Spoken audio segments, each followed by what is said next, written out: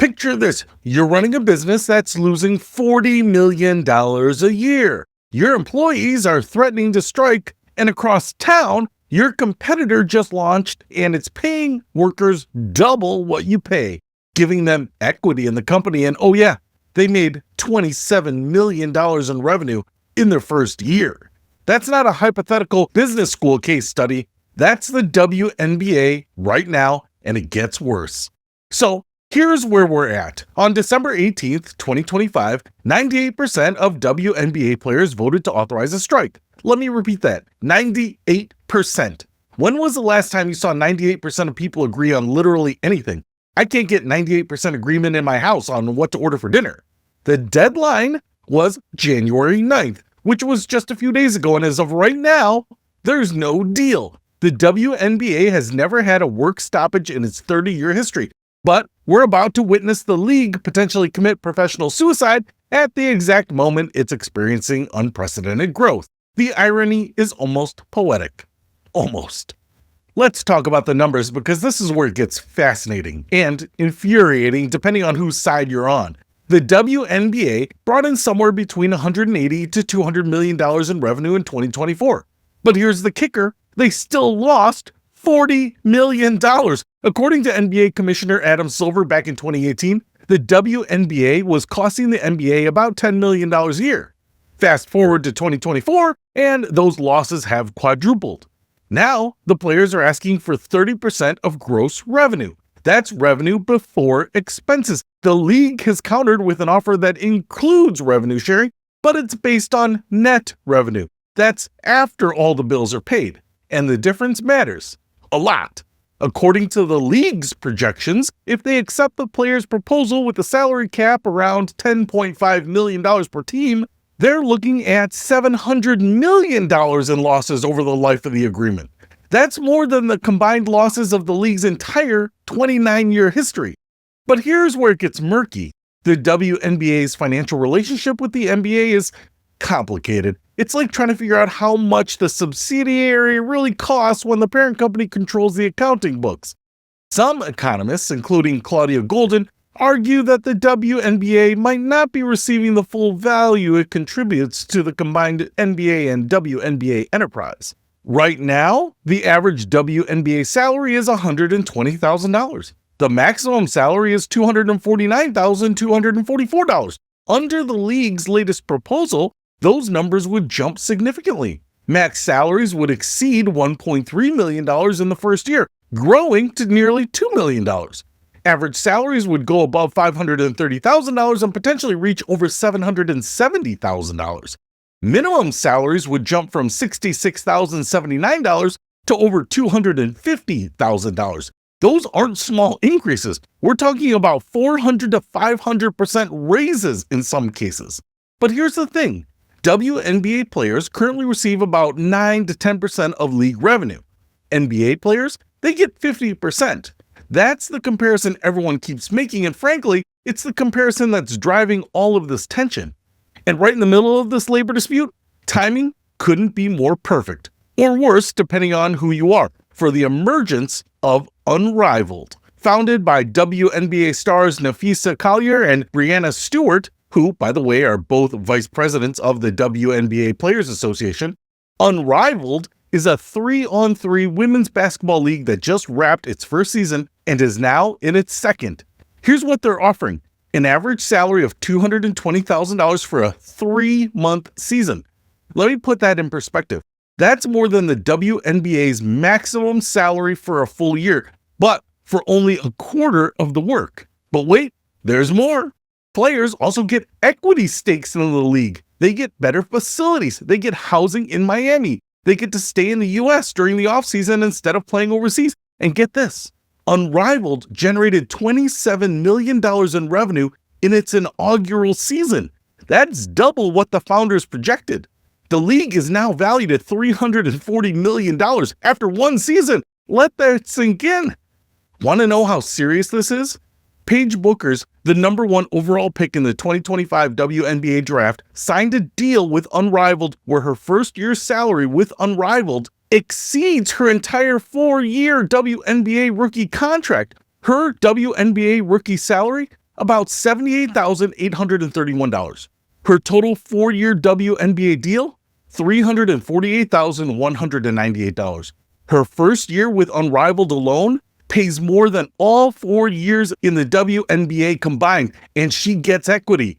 If you're the WNBA, that should terrify you because it's not just about the money. It's about what it signals. The best young talent in the game just told the world that a startup 3-on-3 league values her more than the premier women's professional basketball league.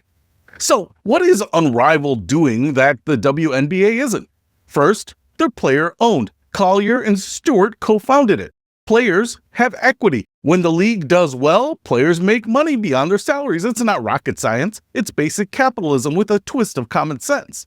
Second, they're not saddled with 30 years of financial baggage and NBA oversight. The WNBA is owned 42% by the NBA, 42% by WNBA team owners, and 16% by independent investors.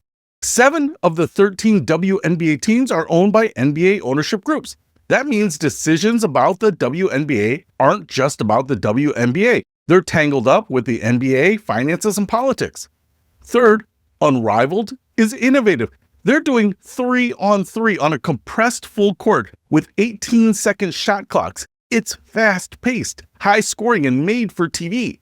They've secured a broadcast deal with TNT. They're pulling in major sponsors like Ally Financial, Samsung Galaxy, Sephora, and Miller Lite.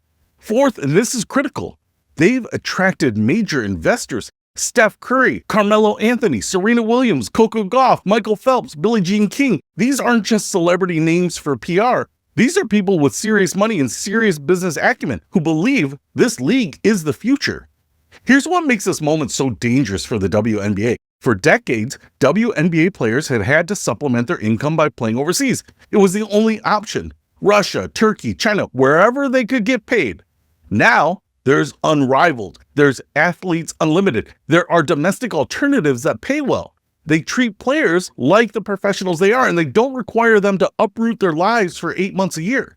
This fundamentally changes the leverage in labor negotiations. The WNBA used to be the only game in town. Now it's not. And if you're a player sitting at that bargaining table, you're looking at Unrivaled and thinking, maybe I don't need the WNBA as much as the WNBA needs me.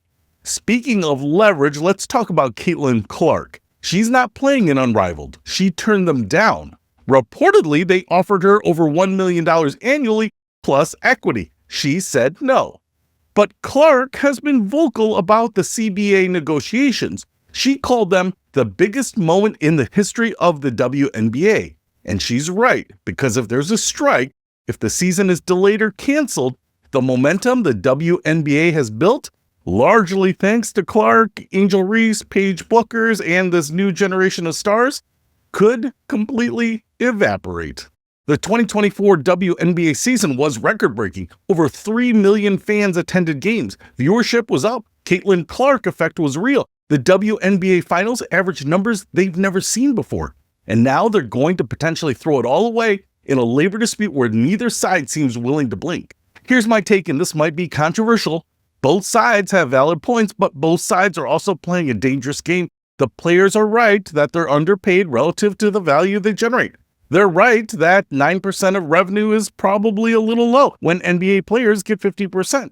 They're right that the facilities, travel conditions, and overall investment in the league have lagged far behind what they should be. But the financial reality is also this. The WNBA has lost money every single year since 1997. It's never turned a profit. The NBA has subsidized it to the tune of hundreds of millions of dollars. And while you can argue about creative accounting and whether the WNBA is getting its fair share of combined media deals, the bottom line is that the league operates at a loss. You can't give away money you don't have, or rather, you can, but someone else is footing the bill. And that someone is increasingly impatient. According to reports, some NBA investors are getting frustrated. They've poured money into the WNBA for years with the promise that it'll turn around. Just wait. Well, they've been waiting for 3 decades. And this is where Unrivaled's existence changes everything, because Unrivaled proves that there is a viable, profitable model for women's professional basketball. It's working right now. They're making money. They're paying players well, and they're growing. So the question becomes, Why is Unrivaled succeeding where the WNBA is struggling? Some of it is format. 3-on-3 is cheaper to produce, easier to broadcast, faster paced. Some of it is in timing. They're riding the wave of women's sports popularity without the baggage. Some of it is structure. Player equity and ownership creates different incentives. But some of it is also this. Unrivaled isn't trying to be the NBA. They're not comparing themselves to a league that's been around for 80 years and generates $11 billion in annual revenue. They're building their own thing. The WNBA, by contrast, is constantly being compared to the NBA. And maybe that's the problem. Maybe being tethered to the NBA financially, structurally, perceptually is actually holding the WNBA back.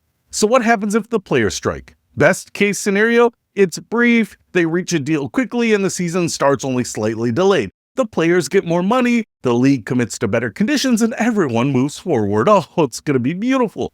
Worst case scenario, the strike drags on.